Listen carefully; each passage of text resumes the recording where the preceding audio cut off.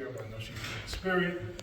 Thank you to Senator Jamal Bailey for that proclamation. Thank you. It's funny, before I continue the thanks, you know, when I look at those pictures in the back, and the picture all the way to the left, if you look at the picture all the way to the left, the pictures of me, when I look at that picture, I feel like I'm looking at a different person. And it's interesting because when I reflect on the journey and the arc that took me from that election night victory in 2020 to where I am today, I feel humbled and battle-tested. Amen. And incredibly wise for that journey that I had the privilege of going through.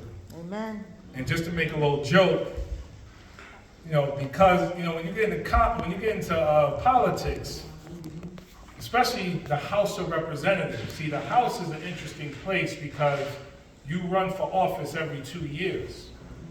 So you barely get a chance to really govern, and you barely get a chance to actually listen to and learn from the people and really understand what their needs are so that you could govern for them. You turn right back around and you're running again. So it's like, we got this joke in Washington, you like govern for the first 6 months, and then after that, you gotta run for office again. So you're battle tested and you're kind of always in war mode. And it's a really unnatural process when you think about leadership and when you think about true representation.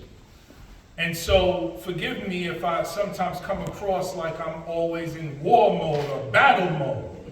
So as I appreciate the citations and the proclamations that were given to me this evening, I'm well aware of the citations that weren't given to me this evening. Amen. I stay ready. I stay in war mode. But it's all love. Right. All love to everyone. But thank you to the Mount Vernon Board of Trustees for blessing me with this honor. And thank you so much to the people of Mount Vernon. Thank you so much to the people of Mount Vernon. Mount Vernon has always held me down. From when I ran in 2020, Mount Vernon always came out very strong for me. I remember the day before Election Day, Cynthia Turnquest Jones Amen. had me on a Zoom, Yes. grilling me the day before Election Day to make sure I was the right person to represent Mount Vernon. Amen. And you gotta understand, I had run a pretty spectacular campaign up until this point. I was on social media, getting earned media, we sent out flyers, all that stuff. She didn't care about that. She wanted to connect with me personally and grill me. I swear to God, we feel like we talked for 2 hours. It was at least 90 minutes. But she knew I was an educator. She knew I cared about education. And we connected at that moment about education and on education. And we've been connecting on education ever since. And I shout her out to honor her and acknowledge her. But what she did, in my opinion, is representative of Mount Vernon. Yes. And so while from the outside looking in, people got a lot to say about Mount Vernon, and there's a lot of civil wars going on within Mount Vernon, I know the people of Mount Vernon care deeply about Mount Vernon and each other, and love each other deeply despite those civil wars. And the people of Mount Vernon want what's best for Mount Vernon, period. Amen. And so I gotta thank you and honor you for coming out for me for Election Day, but also coming out for me this evening. Please give yourselves a round of applause. And, you know, I called, I asked AJ, I called AJ, I said, AJ, you know, I got these these things from Congress that I want to donate to the library. Can you put me in touch with someone from the library? AJ immediately put me in touch. And I swear, from that initial conversation, me saying I wanted to donate, just a few books was initially what I had thought. AJ made the connection, and immediately the Board of Trustees convened a meeting, wrote a resolution, voted on the resolution, and unanimously they voted to accept my memorabilia from Congress. Amen. And so,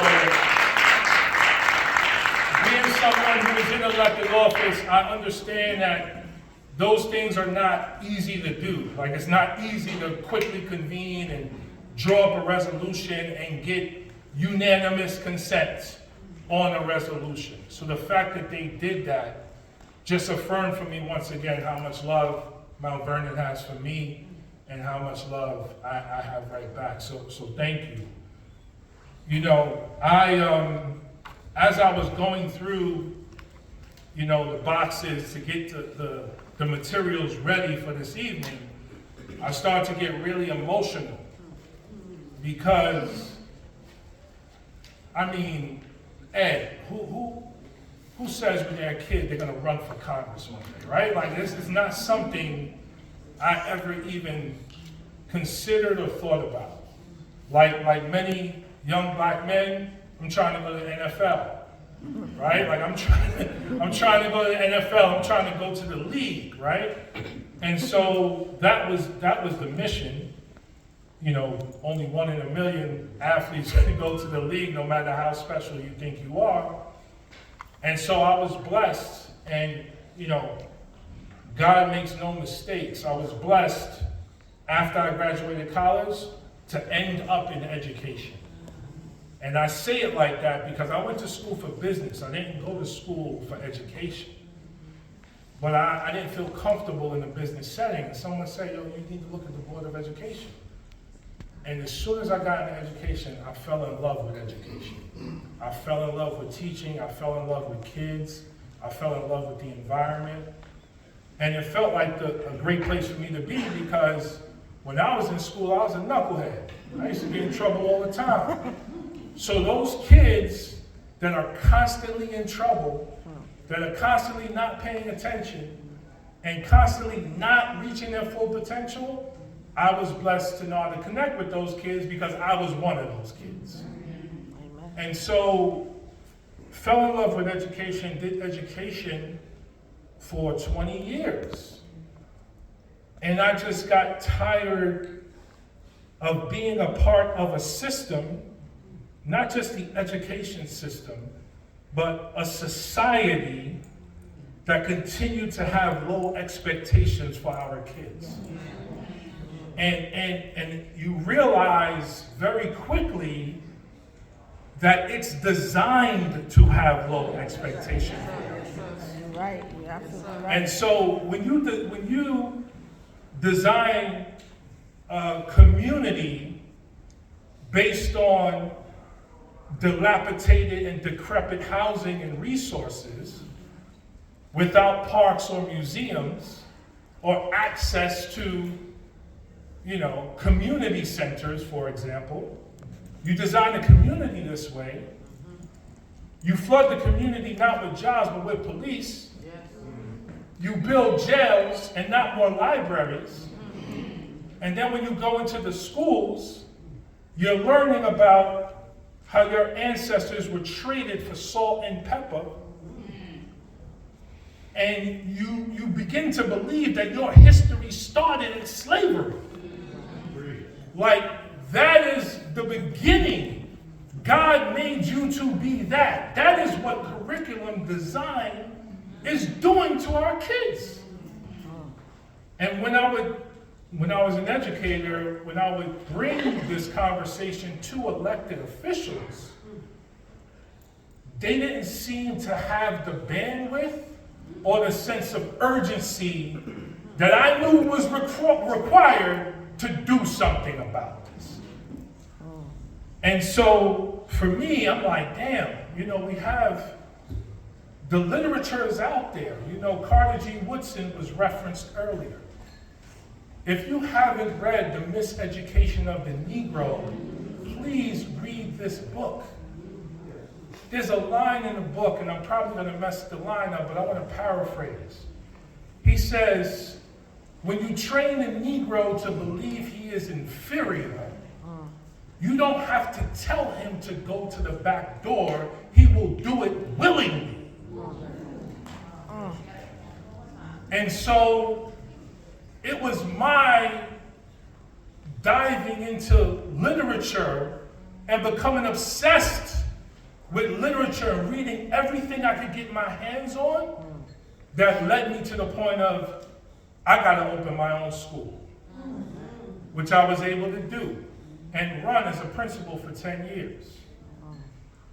But that wasn't enough, because we still had kids dying by suicide and addicted to opioids and victims of gun violence and being brutalized by the police, and there was no imagination as to what our kids could be. And so I said, shortly after receiving my doctorate in education leadership, Rosa Rivera McCutcheon gives me a t-shirt, and it had 2 boxes on it. The first box was get your PhD, check, and the next box was conquer the world, unchecked. So for me, conquering the world was, I'm gonna run for Congress. Amen. And when I decided to run, and as I was running, I did not know that I was gonna be the first person of color or black man in history to win that congressional seat. I was not aware of that. I wasn't thinking about that. I should have known, right? Common sense. The dude who was there 30 years. 30 years ago, we just got the Civil Rights Act. You know what I'm saying? So I should have known common sense. But the fact that I wasn't thinking about it, I think, is a lesson for all of us. Because it wasn't about becoming the first black man or person of color to win. It was about putting someone there who was going to unapologetically stand up for our people and stand up for justice and fight by any means necessary for what our community deserves and demands and have fought and died for throughout this country's history. And so I ran. And because of the support of all of you, shout out to, I see we got one of the Robertson sisters in here. I don't know what the other one is. To all of you, and I'm so happy to see one of the Robertson twins in here because, well, there we go, okay. Thank you so much. But I want to highlight them because they have been fighting and organizing their entire lives to get people like me into elected office. And it's their example that we all need to learn from and continue to replicate as our country is being run right now by an actual Nazi.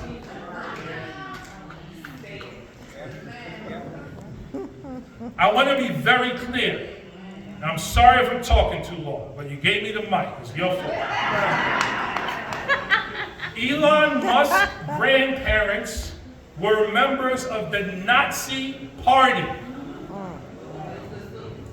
They moved to South Africa in support of apartheid South Africa. They felt more comfortable there. At President Trump's inauguration, he gave the Nazi salute. That's what he did. He did it. Dr. King, Malcolm X, Fred Hampton, Medgar Evers, Robert Kennedy, John Kennedy, anyone who stood up and fought for our rights were martyred. Right, you're absolutely right. And they won. You're and right. 4 or 5 decades later, we've lost it. That's right. So now it is our responsibility to get it back. Amen. And so I've been in the belly of the beast. I've learned how it works. And I'll tell you right now, they don't have the answers. I know they don't. The answers are going to come from all of us. That's right. You right. The answers are going to come from all of us. And so, I digressed a little bit. Let me close with this. The main reason why I reached out to Mount Vernon to donate the papers and memorabilia, and as I was going through it and getting emotional, I realized that I have so much experience to share and to give back to this community. And I just want to do that. I just want to give it back. And it's a lot.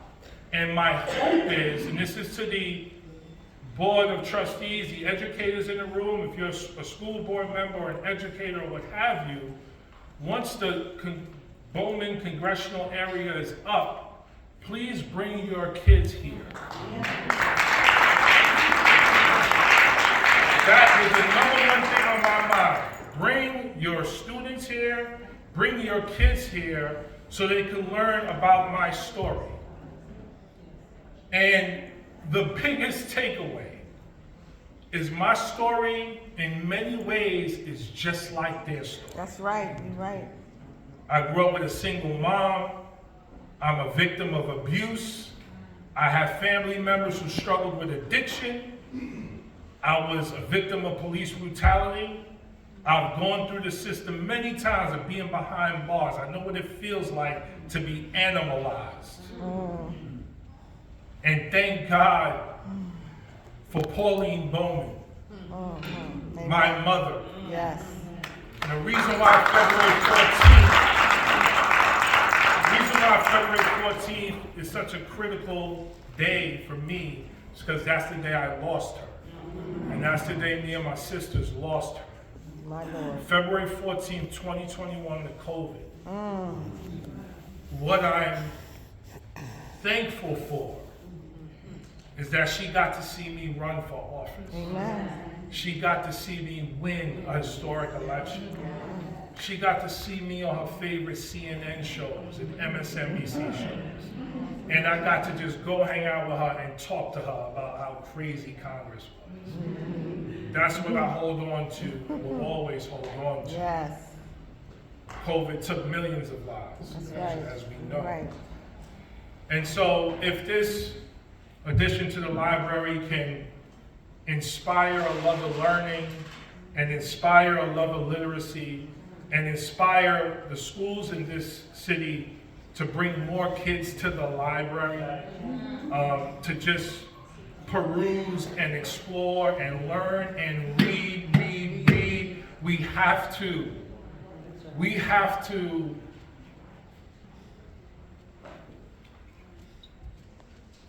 A love of reading and literacy is life and death Right. in our society. That's right. If our kids aren't reading full articles, not just headlines, and not just articles, books, they need to be reading books all the time. In our homes, in our schools, in our libraries, in our communities, they need to be reading books. The same way our school curriculum is designed to make them feel less than themselves. Think about what social media is doing to them. That's right. You're right. It's dehumanizing them. It's taking away their ability to think critically. The algorithm is telling them what they're supposed to think and like and follow. The only way to break free from that is for our kids to read books all the time. That's right. Sorry for preaching to y'all. That's all right. That's all right. This is my first time, I think, speaking publicly since the race. So it's good to reconnect, good to meet with y'all. But again, thank you to the Mount Vernon Library Board. Thank you to the people of Mount Vernon.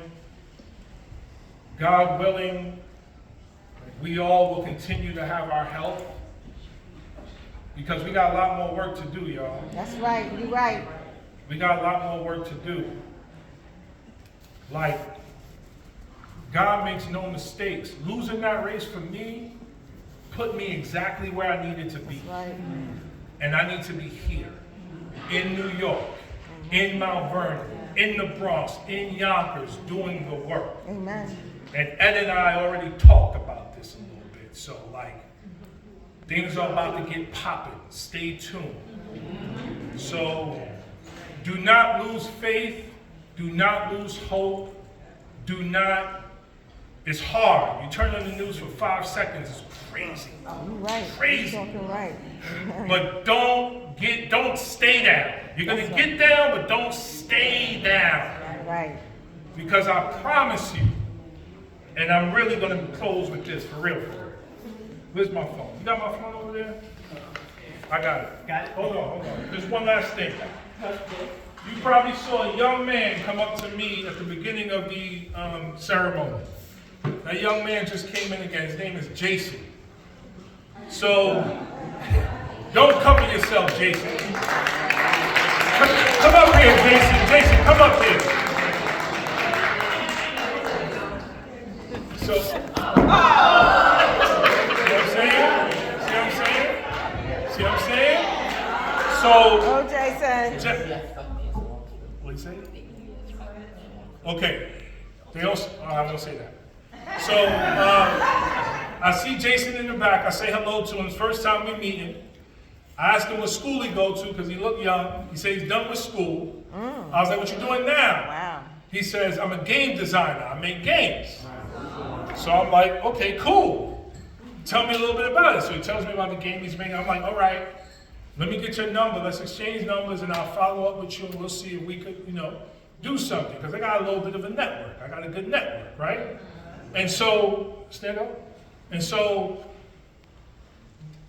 that interaction, this engagement, what he just did out of nowhere, that's magic, yo. Amen. You go, Jason. Okay. That I don't want us to downplay That's right. Count them out. or Count 'em out. underestimate the magic of what I just explained That's to you. right. You're right. That's the point of my existence. That's the point of all of our existence, That's yo. true. You're right. We gotta find the Jasons of the world That's right. and breathe life into them. Yeah. And do whatever we can to make sure they're good. Amen. Right? And so here, game design, we're gonna see what we can do. Might work out, might not. But the point is, we connected, and every inch you get another inch. Every step you take another step. That's the point. Yes. That's the goal. So I don't want to lose sight of the magic. Give me a hug, man. Look, man.